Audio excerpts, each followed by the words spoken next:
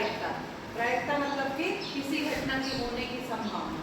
जैसे हमारे मन में जब आता है, जैसे तुम लोगों ने 10वीं की परीक्षा दी है, तो अब 10वीं की परीक्षा देने के बाद तुम्हारे सामने 3 रिजल्ट आ सकते हैं। क्या कुल घटनाएं कितनी हो सकती है? 3। कौन कौन सी हो सकती है? एक पास हो जाएंगे, एक फेल हो जाएंगे, एक सप्लीमेंट्री आ जाएगी। 3 हो सकती ना?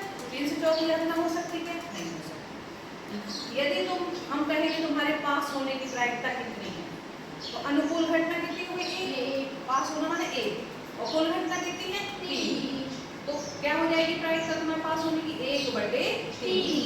मतलब ऊपर अनुकूल घटनाओं की संख्या बटे नीचे कुल घटनाओं की संख्या, ये प्रायिकता होती है किसी भी घटना के लिए। हमने तुम लोगों को समझाया था कि जब भी पासा फेंकते हैं तो सिर्फ 2 घटनाएं हो सकती हैं, या तो चित्र होता है या पट होता है। यदि हम पासा नहीं, सिक्का फेंकते हैं तो 2 घटनाएं हो सकती हैं, या तो चित्र होगा या पट होगा। फिर दूसरी पासा फेंकने पे, पासे में कितने फलक होते हैं? 6। तो पासे पे 6 तक आ सकता। अब हम कहें पासे पे 7 आने की प्रायिकता 0 होगी, क्योंकि 7 तो आ नहीं सकता है। हम कहें पासे पे 0 आने की प्रायिकता 0 भी नहीं होता है। 1 से 6 तक होगा, मतलब कुल घटना कितनी होगी? 6। अब हमने पासे पे कह दिया कि 2 आने की प्रायिकता, तो पासे पे 2 कितनी बार आएगा? एक बार ही आएगा ना, तो 1/6 हो जाएगा। तो इस तरीके से हम प्रायिकता बता सकते हैं। तो यहाँ पर क्या है, यहाँ पे एक और सूत्र होता है कि किसी घटना के घटने की प्रायिकता PE और ना घटने की प्रायिकता PE बार। ठीक है, तो यहाँ पर ये जो सवाल दिया है कि 2 खिलाड़ी A B एक टेनिस खेल रहे हैं। 2 खिलाड़ी हैं, एक A और एक B, दोनों टेनिस खेल रहे हैं। अब हमें पता है कि A के मैच जीतने की प्रायिकता, A जो है वो यदि मैच जीतेगा तो क्या हो जाएगा? 0.63 है A के जीतने की प्रायिकता।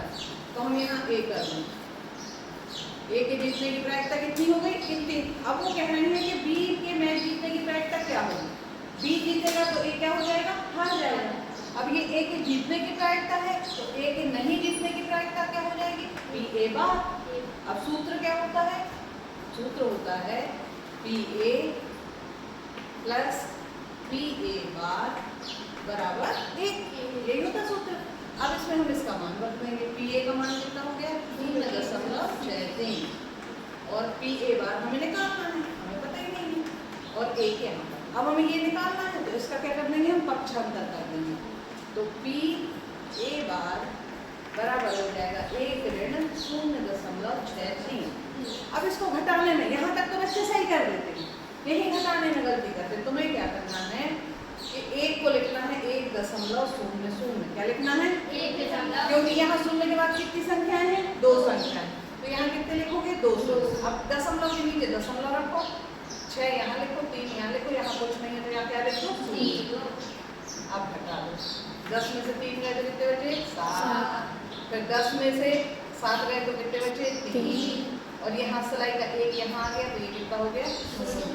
यानी B के मैच जीतने की प्रायिकता या A के मैच न जीतने की प्रायिकता बराबर हो गई 0.37। यही आपका आंसर है।